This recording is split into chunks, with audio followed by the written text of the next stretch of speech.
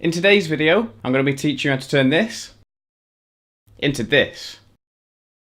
So you might have seen recently, I did a promotional video for a cafe here in Preston called Cafune. And this cafe, it was a couple that sort of set it up, and they met in South America. It was quite a nice story. So what I wanted to do was show pictures of them like in South America. Unfortunately, just because of time and resources, we couldn't get the photographs printed out. But I wanted to use this idea still in some way, have these photographs of them together. Especially because Livia, the owner, she was talking about her and Sean and how they met. And how the cafe opened. Now, obviously, I could have just had the interview and then had like photographs fading in and like moving across. It'd have been a bit boring if it was just a static photograph. But what I did do was what I showed in the beginning. I separated the photographs out. I manipulated them so that they moved in a bit more of a dynamic way. And hopefully you'll agree that it works pretty well. Especially more so than if it was just a static photograph on the screen. But now in this video, I want to show you how you can do this yourself for any projects that you've got coming up. And following on from this, I'll do a tutorial about how I got it into the Polaroid frame and had that handwritten text sort of writing on to the Polaroid. But yeah, let's jump into the computer. Okay, so the first thing you need to do is you need to separate the foreground from the background. To do this, we're going to use the pen tool. So just grab the pen tool up on the left or hit P on the keyboard. And then you need to trace your subject with the pen tool, go all the way around it until you've got a complete selection. Once you've made your selection, you need to make a copy of it, so hit Ctrl-C on the keyboard and then Ctrl-V. Now we need to remove the foreground from the background, so we've got a clean background that we can work from.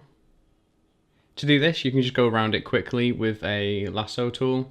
The polygonal lasso tool is probably the best for this. You don't have to be completely accurate, but you need a bit of room around it for what we're about to do. So just go around it, get your selection.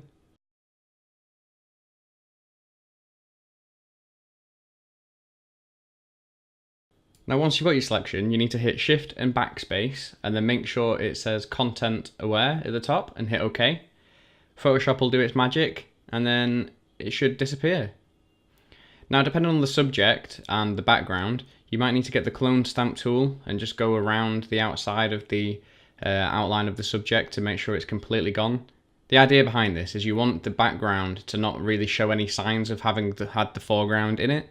So now with your two layers separated, you need to save the foreground as its own separate image. I'm going to save it as a PNG so it keeps the transparency. With the background, I'll just do the same. I'll save that as a PNG as well. And now we need to head over to Premiere Pro and open up a new project. And now what we need to do is we can import the images from earlier on. So that's the background and the foreground image. Import these into the project. Now what we're going to do is we need a sequence that's 1080p, which is full HD. So for that, head down to New, Sequence. Head over to Settings. In editing mode, we want Custom. I'm going to hit 60 frames a second for this because the screen recording is in 60 seconds. Frame size, we need 1920 by 1080. Pixel aspect ratio square, so it's 16:9. Hit maximum bit depth and maximum render quality, and then hit OK. Okay, so with the sequence created, we need to drag the background on, and we need to drag the foreground on top into the second slot. And we can see the picture itself is too big for the 1080p frame, so we just need to shrink these down so it fits in okay. I know with this image I need it to be 37% to make it look okay. So now if we look at this compared to the original photograph, you couldn't tell that the foreground and the background have been separated from each other. And that's perfect, that's what you want. So now what we're going to do is I'm going to have the subject have a bit of motion moving from the bottom, moving up to the place where it currently sits. And then with the background, I'm going to have it moving from the top sort of down to the opposite motion for the background. And then at the end of the 5 seconds, this is where it's going to sit. So this is the image that we want at the end of the 5 seconds. So to do that, I know that this is how I want it to look at the end. So I'm going to create a keyframe with how it currently looks on both the foreground and the background, and then drag the keyframe all the way to the end with the 5 seconds. Now, if we go back to the start, we need to set the position where it's going to start. So with the background, I want it to move down slightly. So I'm just holding shift and click dragging. That means it will only move down on this axis. And we'll have it start from about there. So now, as we press play, it'll move from where it was, slowly back to its original position at the end of the 5 seconds. And now we just need to do the exact same thing with the background, apart from we'll move it up slightly, holding shift. You need to be careful we don't take it too far up, otherwise you'll see the black of the empty frame. We want it to be subtle as well, so we don't want it is only moving over 5 seconds, you don't want it to be moving too fast. And that's created another keyframe. So you'll see over time, the background moves from top to bottom and the foreground moves bottom to top over the course of the 5 seconds. And you can see there's a very subtle movement to it. We could even make the background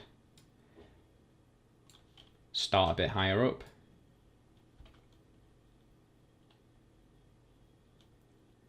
And there you go, a little 5 second animated picture. Obviously you can save this, export it out, put it onto YouTube or Facebook or even Instagram. If you're a stills photographer and you just want your images to pop slightly, it's a good way to showcase your work in a unique and unusual way. And you don't have to just do this with position as well. We could also do the same thing with the scale of the background.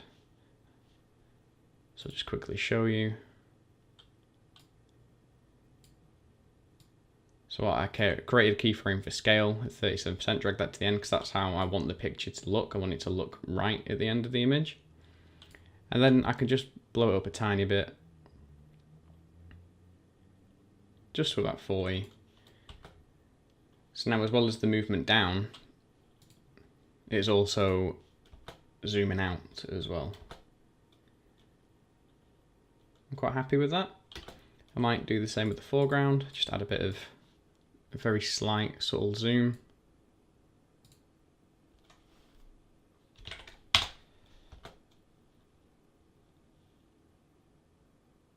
So the last thing to do is just save that out now. Click in the timeline here, hit Control M, choose a place to save it.